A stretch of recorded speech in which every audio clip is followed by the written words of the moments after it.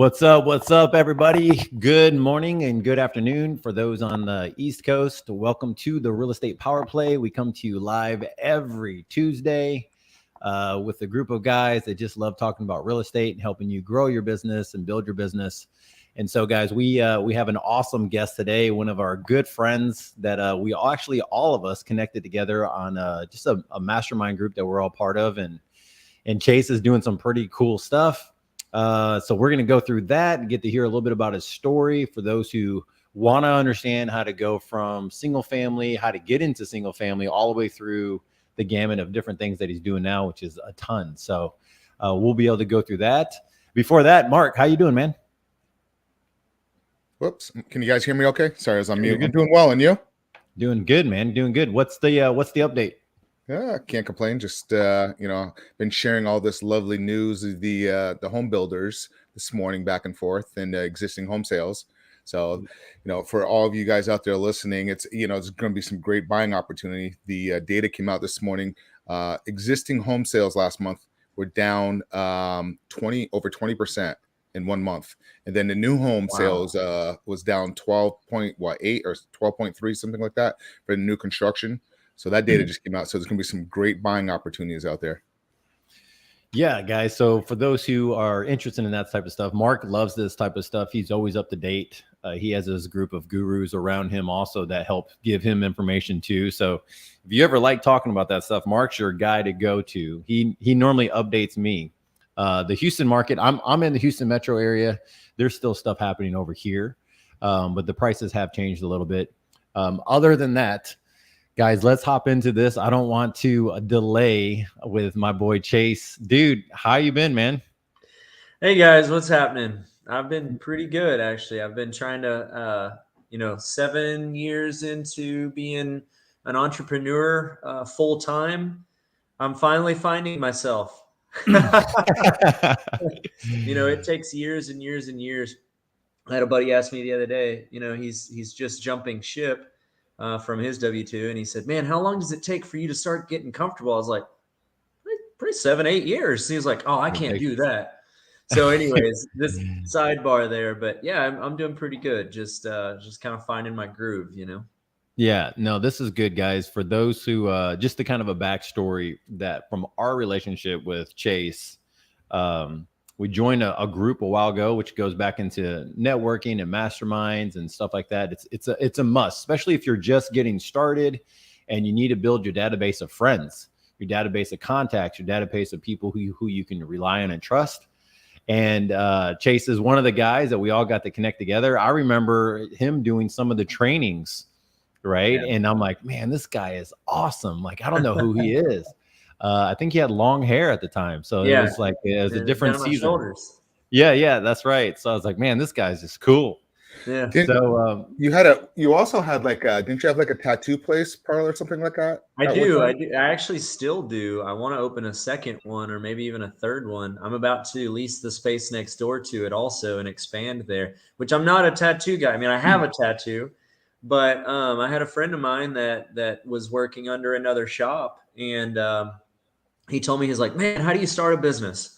So I was going through it. I was explaining it to him. He's like, well, I really want to open my own shop, but I don't know how to do that. And so I went through this is how you start an LLC. You have to get a CPA to do this. You got to keep your books to do that. You got to determine how you're going to pay your employees. They 1099 them too.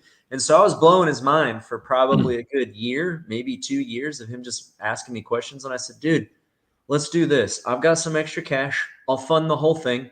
I'll take a percentage of the business and we'll go together. I'll run everything. All you got to do is art. You got to focus on art, and you got to focus on the right people in the right seats. And so all I did was, to shorten it up, is I bet on the right racehorse. And he is absolutely a fantastic racehorse to bet on because he's killing it. This last month we did $52,000 in a month in revenue. Wow. We usually average between $35,000 and $50,000 of revenue a month out of the shop. Wow.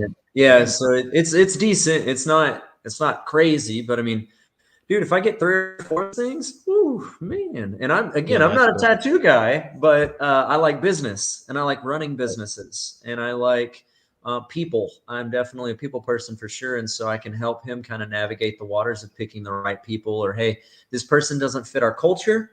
it's not going to work, that kind of thing. Right. So I'm helping just mold and guide. And so far, most tattoo shops, most tattoo owners are not business people at all. There's something to be said about right brain people and left brain people, right? Yeah, So for sure. artists are very into their art, and rightfully so. That's great. But he wasn't a business person. He's not a business person. He doesn't want to run a business. He wants to focus on him owning his art and being the main guy at a shop. And he is right now. And that's what I'm allowing him to do. And I'm pushing him to, help putting him up on a pedestal. And the guys are doing great. I think we have like 10 artists and 2 or 3 apprentices in the shop, and we're busting Nice. at the seams. I need to rent the place next door and blow out my walls and make it a much larger facility. So anyways, yeah, it's the tattoo shop's going good, but in a big grand scheme of things, it's about maybe an hour of my week, maybe 2 hours of my week at max at most. So it's not even, not going to say it's not my focus. It's just not what takes my, it doesn't take my focus. Right.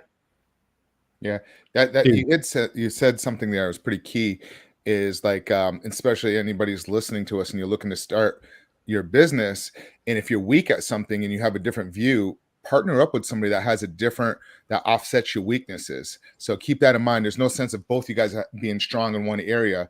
So find somebody that's weak in another area. That's a prime example right there. Because the artists, it's just look at these people that go on Shark Tank. They go on there, they have a certain vision, and they'll sit there and argue with the sharks. No, we got to do business this way. And they're kind of giving them advice because you can tell they don't have that business background. It just blows me away when they're just kind of they're trying to help them out, and they're just kind of tunnel vision, like how that is. That's good stuff. I've never been one to really, I mean, I try to be as well-rounded as possible, but if I'm weak at something, I've got to find the right person to help fill that void. Like, I am not great at, knowing exactly how to file my taxes. So I have a CPA. My CPA is licensed. He's a badass. He's great. And I use him because I'm weak in those areas, right? Right. I want to learn as much as possible. I know just enough to be dangerous with it, to kind of keep things in line. But for the most part, the areas that I'm weak in, I've got to find somebody to help back me up in. The areas that I'm strong in is where I'm going to focus 100%. So let's go into just the real estate. So for those who don't know, you came from the oil industry, right? Yeah, an important background even before that is AT&T, which created a corporate structure for me because I don't have any formal college education. Zero. Got it. None. So I had to go figure out how to structure through AT&T. AT&T is obviously a very large company, and I went through all sorts of trainings working with them for over 6 years. As far as management, as far as sales, as far as business to business relations, I became the business to business rep in my location, to where I was dealing with businesses like 5 to 30 units, right? 5 to 30 phones. So I was already communicating with other entrepreneurs and other business owners, and I knew what worked. I kind of learned in general through the sales side of things and communication with other business owners. I could hear from them what worked in their business and what didn't work in their business far before I ever owned a business. I went to the oil field to chase money and to chase just hustle, right? And I went out there and I hustled way too much. My best friend called me one day and said, "I've been to more of your kids' birthdays than you have. You got to chill." And so that hit me like a ton of bricks. Again, 6 years in the oil field as well. So I had to stop. I had to find something different. I bought a rent house. And then the next door neighbor, they moved out in the middle of the night next door of my rent house. So my tenant called me and said, "Hey, there's an old man here. He's freaking out. He's literally drinking beer and crying at 10 o'clock in the morning. You need to come talk to this guy." Went and talked to him, made him a deal on that house. So I owned 2 houses right next door to each other before I left the oil field. There's a couple other transactions in between there, but at that point I was ready to go from the oil field. I just said, screw it, I'm going to leave. Nice. Couldn't afford it. Really probably should have stayed another 6 months in the oil field or something. But then again, in the big grand scheme of things, I kind of wish I started a business years and years and years and years earlier as well, to learn those mistakes and to jump those hurdles earlier on in life would have been a little better, a little easier. At this point, I already had 3 kids and a wife and expensive hobbies for my kids. And I already had a certain level that I had to be at. And leaving the oil field, getting paid primo, going to start your business and trying to figure out where your next paycheck is going to come from is some of the scariest, most stressful moments of my life. Right. So obviously we And then made it from work. there. Yeah. So from there, you went there, left the oil field. Then what's next? So it was single family, and I focused 100% on single family, only single family. I rented an office. I partnered up with a guy that I was also in the oil field with. Both of us liquidated our 401ks. We said, you know what, 401ks are up, they're down. I lost over $30,000 one year in my 401k, and I said, hey, never going back. I'm not gambling with my money, because that's basically what I felt like at the time I was doing in the stock market, was gambling. I'm giving it to someone else in hopes that it provides a return, and it never really did work out for me, nor did it my business partner at the time. So we liquidated. I pulled every bit of it out, and we started going to auctions, and I mean the foreclosure auctions, county tax auctions, that kind of thing. We bought some properties from the auction block. That could probably be a podcast in and of itself. Right. Totally. Because navigating rider redemptions, navigating liens, navigating how to research the liens, how to research the properties. I've bought properties with liens on them before. I've bought properties with the right of redemption before. I've bought properties that we thought was 5.21 acres, and it ended up being like 3.64 acres. And now I got to figure out where the other 1.5 acres went. How do I get it? Because that 1.5 acres had the house on it. Oh gosh. So now I'm freaking out. Like, I've been through all of that. Right. I've made some pretty major mistakes in purchasing foreclosures, that being one of them. Thankfully, we were able to rectify that and figure that one out with the previous homeowner, make them another offer. But yeah, so my first 3 years, from 2014, 2015, 2016 or so, 2017 is where I flipped 28 houses. It was about 28 houses in a year. Nice. But from 2014 to 2016, I'm buying and I'm trying to sell it. I'm struggling with contractors. They're either not showing up, they are showing up. 2016, I had a contractor take me for about 25 grand. He had a draw, and he just disappeared. He ghosted me. Wow. Yeah, he did that to a whole lot of other investors as well. I'm like on this group of people that know of this contractor and stuff. So I've learned a lot of lessons. It took me the first 3 years really to fall on my face almost every single time in order to figure it out. But I'm super stubborn. Obviously, coming from the oil field, that helped the stubbornness portion of me. But in 2017, when we flipped those 28 houses, it was an eye-opener for me in multiple different ways. It was an eye-opener to know what I was capable of. It was also an eye-opener to know that that was a lot more work than me personally. It didn't make a lot of money because there's ups and downs. Some of the houses you did well on, but what you would do was we almost got caught in a cycle. You would flip a house and then you would pour almost all of the proceeds from that property you needed to then close the next property. And then from that closing, you're growing, right? So now I've got 3 closings next week. Well, I'm only selling 1 house this week. Well, 100% of my proceeds, 100% of everything needs to go into those 3 closings. It's a beast. And in order to continue feeding that beast, you have to continue selling properties. So at the end of that year, really, it was probably March, April of the following year in 2018, when we're really looking back and we're thinking, man, do you want to continue working your ass off for what we made and continue growing this monster? Or do you want to just sustain it? Do you want to grab some more buy and holds, some more rentals? And that's when we decided, let's do some rentals, man. Rentals, man, that's the way to go. If I can pull $300 or $400 a month off of these rentals each, let's start slowing down. We're not going to do a whole lot of flips. So we turned on a dime. I shut down my acquisitions.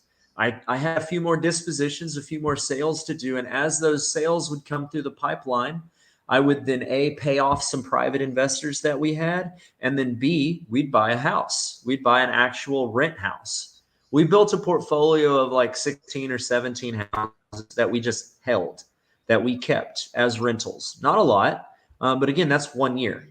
4 years at this point in business, but 1 year really trying to grow a rental portfolio. So then at the end of that following year, that 2018 kind of time frame, things really started to pick up where, hey, we've got a little bit of extra money left over each month.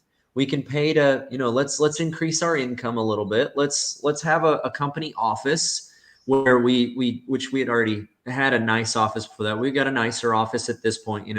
We started building up our expenses again. And next thing you know, by the end of 2018, we're like, man, we got a lot of overhead for some rent houses that are really easy to manage. We're flipping like maybe 4 or 5 houses a year, and they're covering our debt. They're covering it. But it just seemed like a cycle to me. It seemed like, man, I want to do something different. I want to figure out something different.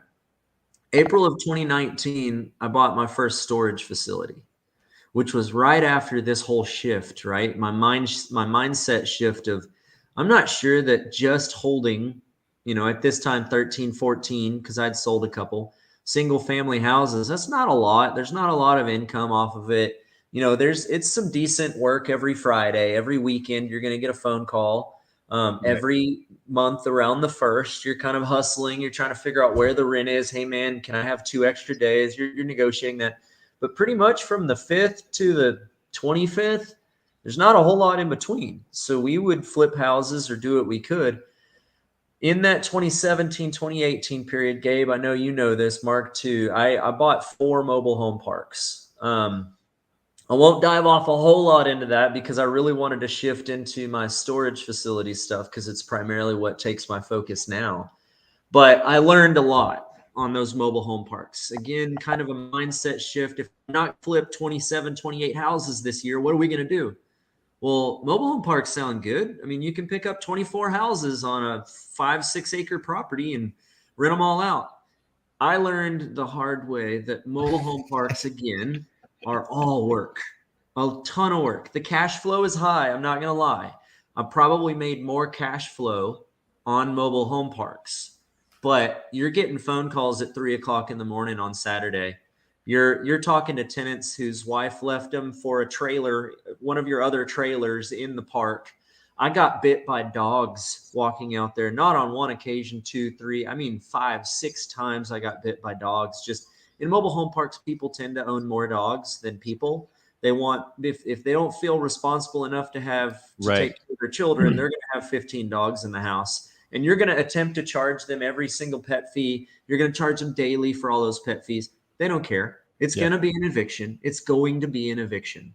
And then you're going to go through a 6-month process of the eviction because they know exactly how to appeal it in court and then play on all the COVID stuff. That stuff happened while I was trying to sell some mobile home parks.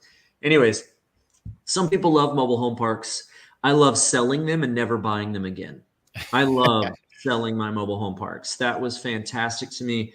I made an amazing return. I bought a mobile home park in East Texas for $375. We turned around and sold it for $775 in about 2 years. So I do love selling mobile home parks. Operating mobile home parks, I'm out on. Like, Gabe, you call me tomorrow. Let's go buy a mobile home park for sure. I'll tell you and I'll coach you with as much as you want to know about operating it, but don't put me on the front line, man. Don't put me on the front line of those phone calls. I'm all about the returns. I'm telling you, mobile home parks can have some decent returns, but they are a dog to manage, man. So I knew, again, longevity, right? My mindset's like, what am I going to do for the next 30, 40 years? Because I'm young. Tomorrow's my birthday. I turned 34. Tomorrow. So I'm young. I'm really young. I'm like, man, the next 30 years, what do I want to manage? Do I want to manage a mobile home park for the next 30 years? Hell no. Hell no. Do I want to manage? So what do you want to manage? Come on, Jace. What do you want to manage? Storage. So much easier. Light years easier. I don't have toilets, man. There's no toilets. You're not gonna flush your Legos down the toilet. There's no concrete getting poured down those toilets. Like, there's no toilets, man. And then there's no water. I don't even have a water bill on any of my storage sites. There's no water. You don't have a water bill. Your electricity. There's no electricity in our units outside of lighting. So you've got lights. Your lights are on a photo cell, right? So there's no lights during the day. You don't need them. You got the bright sun. But at night, all your lights turn on. We light up like a football field, like a stadium, right? So it's beautiful. But I don't have to worry about, hey, I don't have power in my unit. Well, we don't provide power in your unit. The RV spaces, right? Those do have power, but they rarely ever have any power issues, right?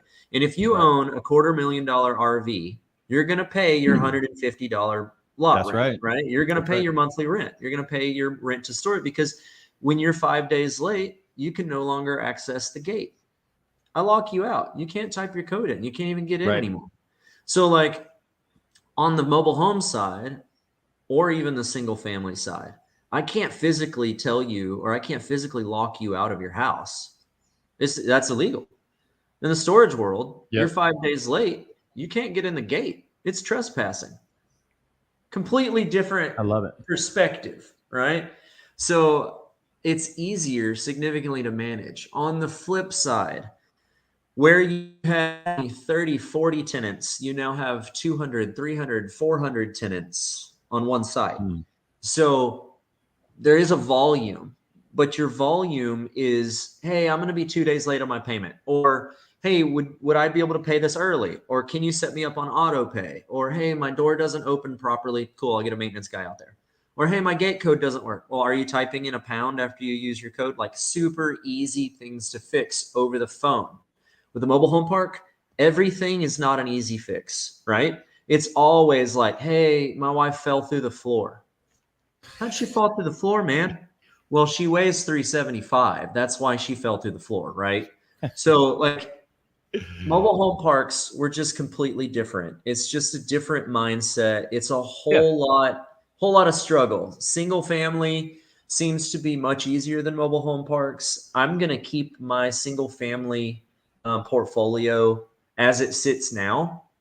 I'm actually news to you guys, and I'm working on it right now, but I'm buying out my original partner that I left the oil field with and that we built a single family portfolio with. I'm going to buy him out this year. I've already negotiated. We've already worked it out. We're working on it right now. What that does for me is it allows me to kind of sustain, kind of slow down, on as far as single family, and just maintain those single family houses, let them appreciate, collect some rent off of them.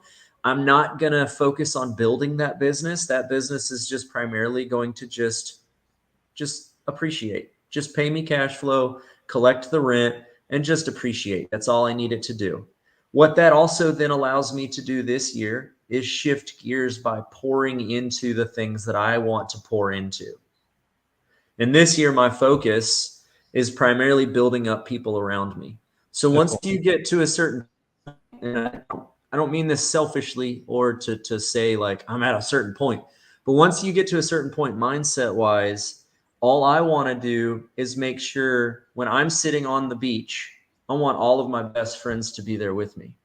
I want all my best friends to have the same availability in their schedule as well as their financials to be able to go with me and do things with me.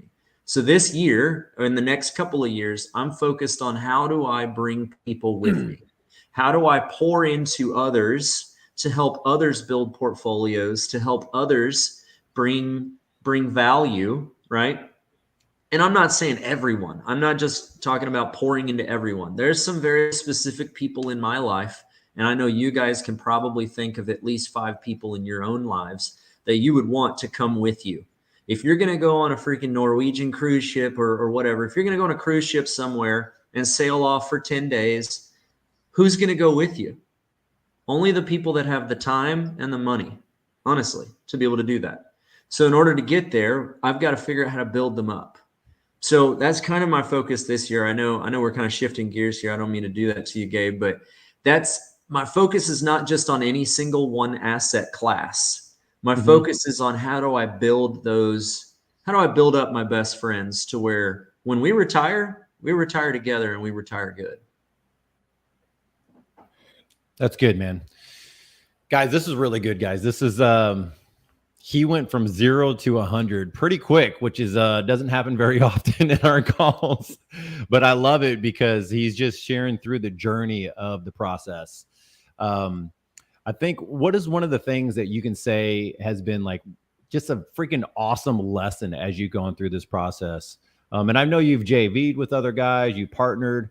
I think one of the things, and I'm going to answer one of them for you, is when I was buying my mobile home park, and you said something that actually changed my life. He's like, hey, if I were to ever do this again, I would freaking partner like 5 times to the next level. Like, Right. don't even bother partnering with anybody who wants to do it. So, dude, you know what I did? And I hope some of those people are watching this, because I would go through and I interviewed 5 people walking my park, right? And I knew I was going to buy this thing. I knew it was a good deal. I had seller financing, no money out of pocket. You know, I got money whenever we closed. I mean, it was a good park, or it still is. Yeah. But everybody who walked it wanted to freaking double up on this thing, triple up. We could build this over here. We could build that over there. And only one guy walked it with me. And he goes, dude, this would be my 13th park. Wow. He's like, I wouldn't do any of this. I want to do this. I want to do that. And he told me everything opposite than the 4 other guys. Right. Right. And I go, I really like this guy. That's experience. Yeah. That's And I'm like, talking. what would you want to do differently? He kind of told me, and he's like, this is what I do. Boom, boom, boom. Kind of told me the strategy. And I'm going, okay. And he's like, then with your extra time, let's go do something not even on this asset class. Like, we're picking something else with this extra time. Cause he's like, you won't have to even think about this. This is going to be an 18 month journey. Yeah. Well, you really want to do an 18-month journey in this class and this type of, I'm like, man, like, experience, right? And so one of the biggest lessons I've learned from you, and I've taken it to the next level, like everyone I go to, is that when you JV and you partner with someone, always partner up to the next level. Absolutely. Right. Like, partner with somebody who's just like would blow your socks away. You're the lowest guy on the ring. You're the smallest thinker in the room. Yep. And it's so awkward, right? It's so, you're like, you know that you're like, you don't know crap compared to these guys. It makes you hustle. Oh yeah. Now you got to keep up with that level. The grind is different. The hustle is different, but man, there's also a reward, right? And so why don't we go into that, a little bit of that? Cause I think that that's something that's missing in the whole real estate bubble, right? Of people just thinking, oh, I could just partner with some of my friends. Really, the next level is where you find some of those good friends. Right. And so I've got Ryan Jackson, one of my good buddies, called me a partner whore there for a while, because I would just partner with whoever had a great idea and whoever I felt had hustle.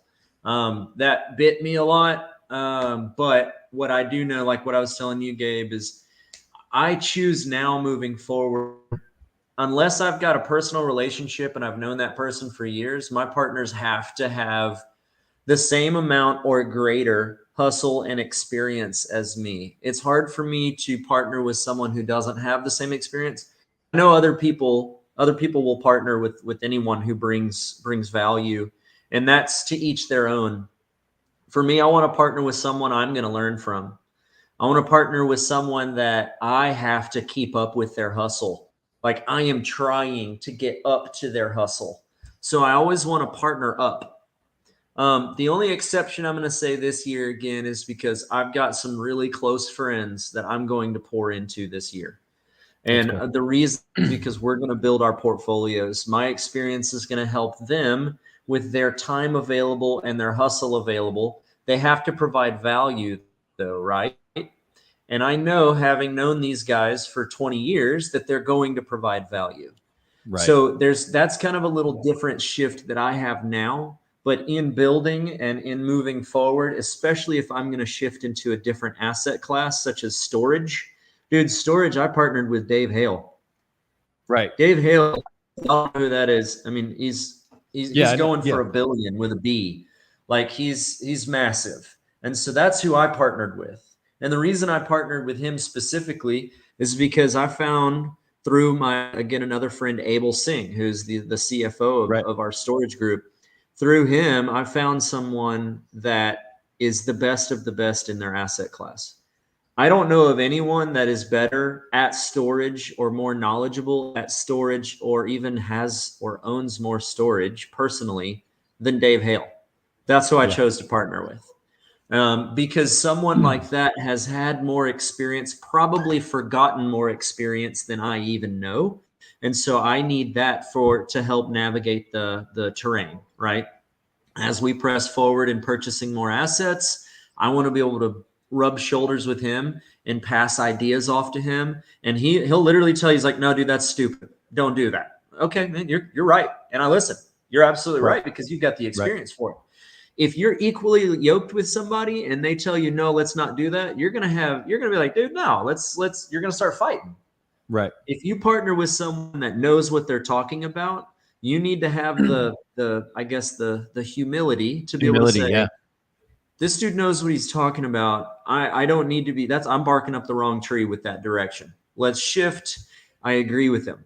So, I mean, it doesn't mean that you can't have healthy tension. It doesn't mean that you can't have conversations and debates, but ultimately at the end of the day, Dave's got more experience than I'll ever have at this point. So I choose to partner with people that know what they're doing, know what they're talking about. Kind of the 2014 timeline when we bought Yellow Jacket, just to give you a little summary. We bought Yellow Jacket for $880,000 in 2014. It's appraised now for just right at $5 million. So that's an acceleration.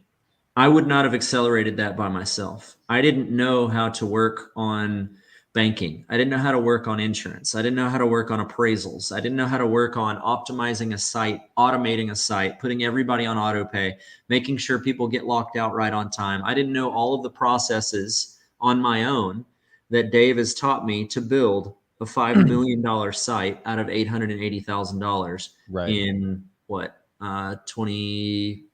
6 years, 5 years. That's a lot of millions. Yeah. There's a lot of zeros there. That's awesome. Yeah. That's exciting.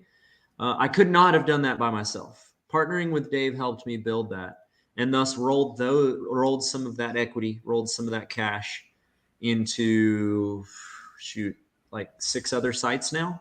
Nice. So how does that work whenever you do that? So you partner with somebody, and this is for those who are listening to, right? So those who are wanting to just learn how to do this. Because I mean, we all have people. I have guys right now that are saying, hey, dude, send me the link when this is done. I can't watch it. I want it. I want to get involved.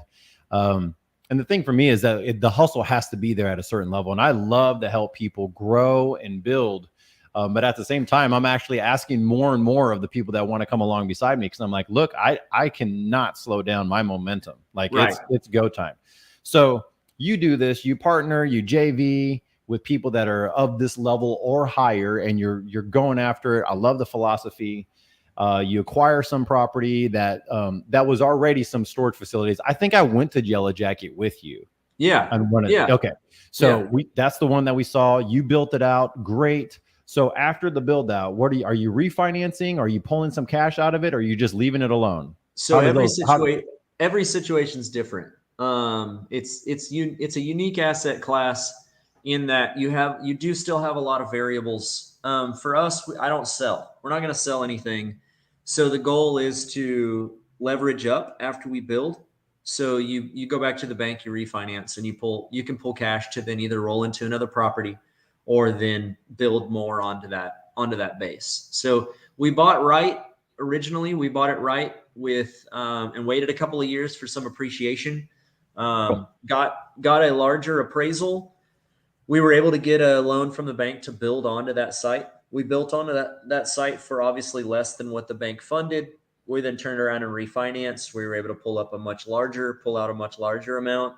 Again, you're never leveraging more than 65, 70%, something like that against the total asset value. And again, those numbers are very loose. I've got a site where we're leveraged like 46%. Then you've got other sites where you're leveraged like 80 something percent, like 80%, 83%, right? So it just depends on the banking. It depends on where you're at and what's going on. Honestly, for me, I should have, looking back, I would have leveraged every single house and every single property I had as much as possible to be as liquid as possible moving forward. Let me unwrap that a little bit. Yeah. If I could buy every single house, my first house is on Sunnybrook here in Burleson. I paid $64,000 for it back in 2014. It's now worth $250,000. Yeah. If I could go up to my eyeballs in debt and buy $1 million, $2, $3, $4 million worth of $64,000 houses, I'd be a tenfold millionaire today. Right. I mean, I would have just absolutely slammed it. But at the time, perception is everything, right? At that time, I was like, oh, $64,000 for this house. That's a little tight, man. Yeah. I don't know. I'm going to put 30 grand in renovations and only be able to rent it for $900 a month. Well, now it's a $1,500, $1,600 rental. Right. 3-1. Like, I would do that all day. I'd buy 100 of them if I could. Coming back to storage, it really depends on that exact situation and in that exact scenario with where you're at in it. But if I've got 3 more properties in the pipeline to purchase, I'm going to leverage this one to the hilt because I'll go I'll go all in. I'll go all in on this property so that I can then snowball into these 3 more properties. Right. So again, I am holding equity in all of our sites, waiting for the next deal, right? So that's kind of the mindset, is you're ready to snowball into another deal. So some of them are leveraged, some of them aren't leveraged. Isn't it so amazing though? Like when I look at it this way, remember the mindset that you just got done saying. For those who don't hear it, it's the mindset of the snowball effect is going to happen either for you or against you. Right. Before, and because I've been there too, where you're snowballing a flip into another flip into another flip, but it's a snowball effect, guys. If you don't understand that part, it's the same thing with everything else. Life's going to happen. I mean, you have the flat tire, and that's one of the things that, like, when people get upset at their contractors for having a flat tire or not showing up, whatever, I'm like, look, life happens for them just as much as it happens for you. There's going to be something that happens, right? And then you're like, oh, crap. It starts tumbling backwards, or it could tumble forwards for you. And you got to make that decision. When you look at these other plays, right? So we're talking about long-term stuff. Hold on one second. These long-term stuff. You're now snowballing into another bigger asset. And that's the coolest thing, right? And so whenever, so I have a friend of mine, he has probably about 200 doors. And he's like, look, man, at this point, I don't really care. Like when it comes to the cash flow, it needs a cash flow to take care of some of the debt and all the other stuff, but you're really making $100-200 a month, even today, right? I mean, if you're buying something today, but the refi is worth so much more. Tax-free. Yeah. I mean, the refi is ridiculous, and that's where stuff goes on. And I was just sharing with my wife some of the assets that we have. I go, hey, this one, I would like this one to be my daughter's college fund. Yeah. And I'm like, this is where it's at right now. This is what we could be doing. Let's protect it. Let's keep it.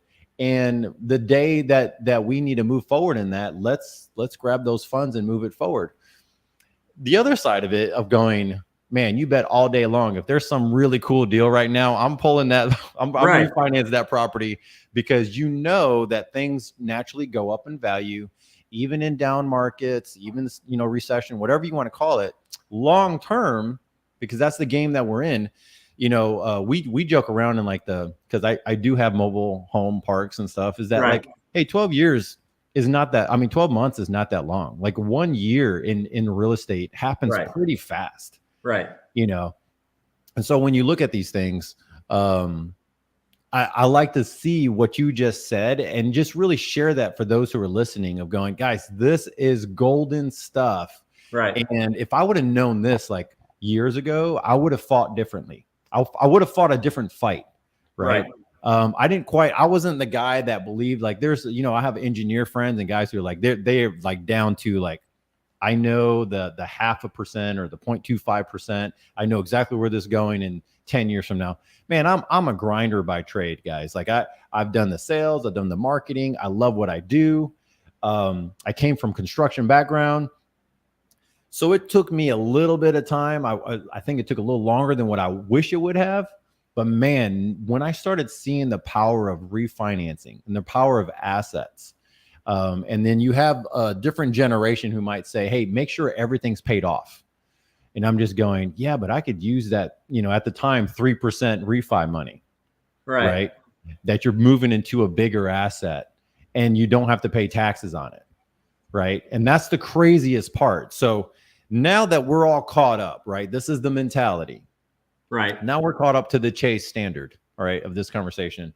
Chase, what are you seeing next? Now you're helping other people, but because I might have a couple people later on that says they want to be your best friend now. Right. Want to connect with you. Of course. Yeah. But like, what do you see now as far as your facilities and what you're looking for now as far as real estate investing and saying, okay, cool, this does work. I've done 3-4 years of this track history.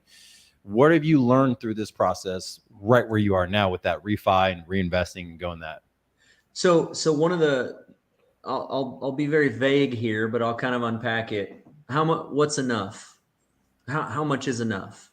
Right. At what point do you say that I'm comfortable? And at what point do you say, now how do I pour into others? Right. And that's a different answer for literally everyone. Everyone's going to have a different answer. Somebody might say, me being comfortable is just so I can leave my $30,000 a year job. And that's cool. Some people might say, I want to make $10 million a year. And that's cool. Good luck spending that. But like, some people have different standards. And so for me moving forward, I've kind of shifted from last year and the year before that and the year before that. Right now, I want to make sure that the assets that I currently have are optimized and running at the most efficient levels they possibly can. Reason for that is because what I currently have just in storage is easily 2 to 3 times what my oil field income was. Just in storage, not including the Wild Rooster tattoo shop, not including my single family portfolio, not including I'm buying another small business in Cleveland with a couple of buddies. So like I've got a lot of other side projects, but storage alone has been a blessing enough to help provide me with enough, right? Mm-hmm. So moving forward, to answer your question, I'm not necessarily as excited about expanding quickly and rapidly as much as I want to focus on what I have and focus in building people up around me. So I've got some longtime best friends that have been asking me for years, why don't we do a deal together? They brought me deals, they brought me potential deals. And I'm always quick to say, I'm focused on something else, or I'm already working on this. I can't focus on that right now. I don't have enough time for it, blah, blah, blah. Well, moving forward, that's my shift, is that I want to have time for those best friends and let's build something. Let's make something work. Dude. Love it. And that's kind of my shift right now moving forward. To answer your question though, organically, I think I'll still buy 1 to 2, maybe 3 facilities a year, just organically. I've got a broker friend. This will kind of unpack how I started purchasing or how I purchased my Springtown facility. I had a hustler broker call me at my Yellow Jacket facility, my Cleburne facility, and he asked if I'd be interested in selling. But I get 100 of these calls. This guy was different. Just his communication, his presentation, the way he presented himself. He was a hustler and he didn't want to stop. He wanted to know what our price was. He wanted to know what it was going to take to sell. He wanted to understand our business model and understand. And I spent a lot of time on the phone with him. So I flipped the script. I said, I'll tell you what, how about you buy for me? You buy for me, go find something and I will buy it. I am a guaranteed buyer. I will close on it. You know, give me on commercial deals. You usually want to have 20, 30 days in due diligence and 20, 30 days to close it. So I said, give me 45 to 60 days with whatever we find. We're going to close it. But know that I am a closer. We will get it done. Here's your parameters. Dude went out and hustled for about 4 or 5 months. I probably walked a dozen properties with him. When we walked Springtown, I'm looking around thinking, this is a steal of a deal. He walked away. My broker walked away with a $55,000 check. I walked away with a new facility. On the next one, I already offered it to him. I said, dude, let's partner on the next one. You find one, instead of taking a $55,000 check, let's partner on it. I don't know if he'll take that. He sees what kind of hustle it takes, because when I partner, I don't carry baggage. I don't carry people that sit on a passive note, right? When I carry someone, it's either A, you are an absolute silent investor and I don't hear from you. Or B, you're hustling right alongside me and there's expectations. You can't be in between. There is no in between. So that's kind of what I explained to him. I was like, hey, if we're going to start finding new facilities, anyways, moving forward, he's been sending me facilities probably once a week, and I'll tell him what's wrong with them, or I'll tell him, hey, this is great. This is what I'm looking for. So I already know, just based off the network and based off the properties I'm analyzing right now, without me really pushing or hustling, I'll probably close 1 or 2 maybe facilities each year. This year I closed Burleson. Springtown was in September of last Now, year. are you mainly focused on Texas? It sounds like he does a lot of Texas stuff. Is that just Texas, or are you starting to branch out, or you do have some outside of the So state? I'm looking in Tulsa. I'm looking in cool. Oklahoma, looking at Oklahoma City. Definitely looking in the Houston area as well. I've got a partner out there. East Texas, we just bought 3 in East Texas. So I am primarily all over Texas. My partners, however, they're all over the nation. I've got partners in Florida. I've got partners in Minnesota. Like I've got partners all over the place. So when you say partners, for those who are listening to this, because I think that's one of the things people don't understand is that you don't necessarily have to have one big massive company and you have 5-6 partners into it. No, it actually could go by the facility. Each facility has its own set of partners. Yep. If you choose to do it that way. And I think that people get stuck in that of going, man, I got to find that perfect guy that does whatever. And I'm like, well, if the perfect guy that you're waiting for is 3 years out, dude, go to work now. JV with someone. It's okay to have 10% of a deal, you know, and how that gets all set up. I think what happens is we get caught up in those numbers and not in the idea of going, dude, even if you had 10% of a storage facility that kicked butt, how much did you learn within that time frame? Right. Like probably the value is way more than 10%, right? Well, because this is important, right? So sorry, go ahead. Well, no, I was just wanted wanted to finish it out. I was just going to say that I see people get mentally stuck in that place, right? Of not understanding what kind of, like, how do those things work? And really, I mean, I have, like I said, some of my parks, my partners don't even talk to each other. Right. Because it's a different partner over here who's a pro in this area than compared to this other one. Right. Yeah. I mean, I've got a site where I have 2 other partners on. It's me and 2 others. And then I've got sites where it's like me and 4 or 5 others. Right. So that's just to kind of, show you the inside of that. It just depends on the deal as well. If you've got a massive, $5, $6, $7 million storage facility, I want someone to partner with that can handle the banking and insurance side of things. I want someone to partner with that can handle the QuickBooks, the bookkeeping, the CPA, the individual taxes, all that. And then I want an operator, which is typically me and my team. And when I say team, I've got an admin. I hired my dad last year, actually 2 years ago. So that's another cool thing moving forward is I might end up like maybe hiring my mom or maybe hiring somebody else in my family or maybe hiring somebody else, one of my close friends in the future to help build their value as well. But my team is the management portion of most of our facilities. So I want to be able to partner with people that provide a certain amount of value. I get a ton of people, and I mean a ton of people that reach out to me, hey, check this deal out. Let's partner on it.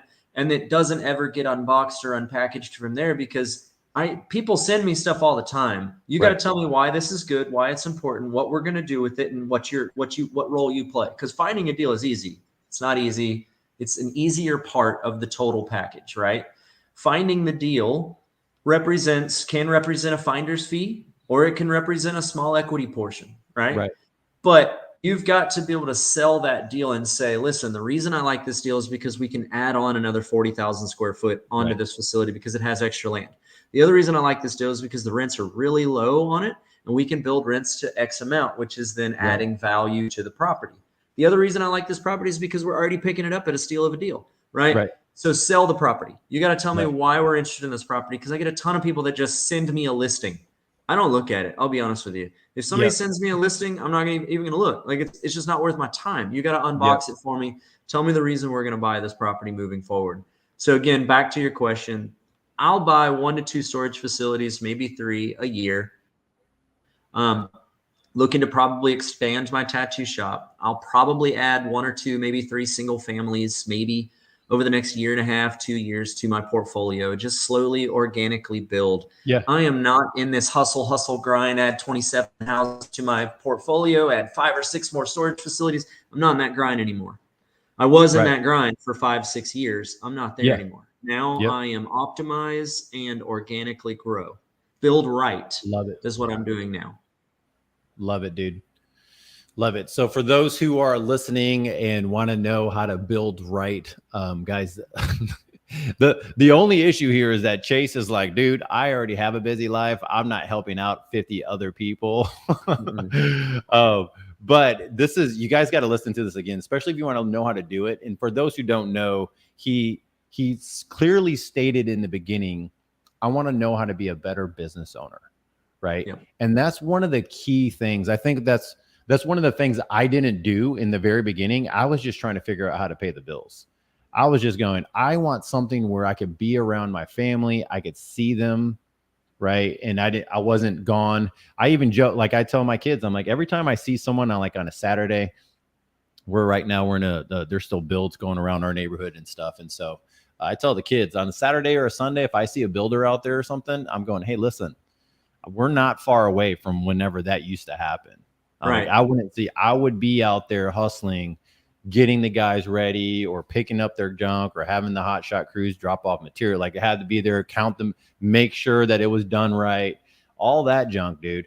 And so when I share with people, I'm like, listen, dude, man, my life is so good and I can do so much more. And we are like, there's so many cool things that we're doing, but at the same time, it's also being content where you are. It's also looking and growing and saying, I want to build a great business, right? And what are the key components of that? Man, I had no clue what the key components were. And now that we're at a certain place, I'm like, I know these components, I know the people. And I, like we talked about before, I have a network of people around me that can get me answers quicker, right?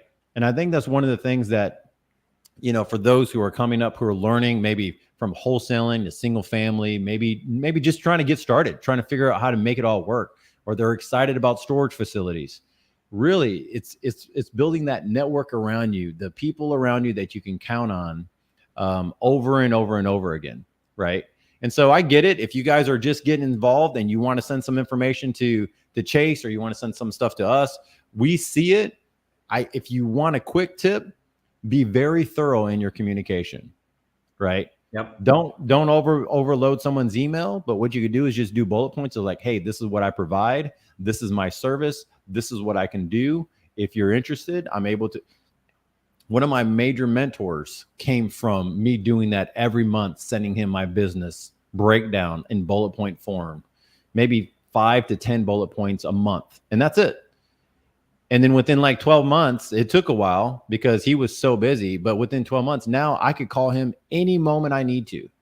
I'm in a pinch, or, hey, I'm hiring another team member, or, hey, what kind of seat member would you put in this type of seat? Like, what's your perspective? Well, you know, like that's what you need to do. Whether you do it or not is up to you. But these are just key things that I get from Chase. Guys, how old are you, Chase? Tomorrow I turn 34. 34 tomorrow, right? Yep. You have a family, 3 kids. Your oldest is how old? He's 14. So oldest is 14. Yeah. Youngest is 6. So guys, this is so basically Chase is living the same life I'm living, except he's like every day 7 years younger than me. So he's totally got it down, guy. I love it, man. Dude, any parting words that you could just send out to encourage people? Yeah, I definitely want to encourage people to continue to reach out to people whom they think can be mentors. But first, make sure you check. Make sure you check that what you're asking isn't already readily available. It's not readily available on websites like BiggerPockets. Websites, I mean, you could go to Google. I had to research everything on my own. I listened to every single BiggerPockets podcast. I listened to every and I don't mean to plug them. I didn't mean that. But I mean, in order for me to know where I was going, I had to do a ton of research before I even reached out to anybody to help me. So I want to encourage you to obviously first research what you're looking into and the direction you want to go. If you do reach out, I would love to hear from people. What my focus on this year is I just bought a beach house. In Panama City Beach, Florida. I'm super excited about it. Here's the thing, that beach house won't pay for itself. So what I'm going to do is I want to bring other like-minded individuals, and I want to bring other investors and other people who are looking to build their business. I want to start mentoring them, but I also want to start going out to my beach house. And what we're going to do is I'm going to get, 5, 6, 7, 8 people, individuals. And I'm going to probably once a quarter, maybe a little more than that, I'm going to start going to my beach house. It sleeps 16 people. It's right in Panama City Beach, Florida. Got my own private pool in the backyard. It's amazing. I'm absolutely excited about that. But that's what I want to start doing. I want to start having masterminds I want to start working with people that are like-minded and want to help build, if someone can provide value, like Gabe was saying, if there's a way that you can provide value, that you think you can provide value for me or one of the people in my network, reach out. Let's go have a weekend at the beach house. Let's go have a week at the beach house anytime. So that's kind of another thing. That's my plug I wanted to say is that's awesome. I want to start getting it. some masterminds and some networking events together out there. That's what we bought the beach house for. I want to keep it booked. I want to keep it going. But also, if you've got storage facility ideas, if you've got some potential properties, if you've got a tattoo shop location, if you've got, I would say mobile home park, but as long as you're going to run it or you know somebody that is, I'm interested in mentoring or partnering on those as well. Single families within the DFW area, I'm interested in purchasing. Other than that, good luck to all. Let's keep moving forward. I'm an open book, as Gabe knows. You can call me anytime, and I'll pour my heart into it. But let's obviously be aware that there's a limited amount of time. So. That's right, man. That's right. Guys, this has been awesome. This is definitely one of those shows that you want to go and listen to again and just kind of see the process of how it all goes, because there's not many people we get on. We could get really grainy on some of these things. And I know that whenever the power play guys with me, Mark, Marty, Ronnie, we get on here and we could get granular to help you go through some of the steps that you have to take. Right. But this is some really cool high level stuff that I love. I just love talking to Chase about it because it doesn't happen often where someone's willing to just go high level and say, this is pretty much what you're going to need. So go back, re-listen to this thing, share it with a friend of yours. We appreciate you guys. Love you. Peace out. See you. Thank you.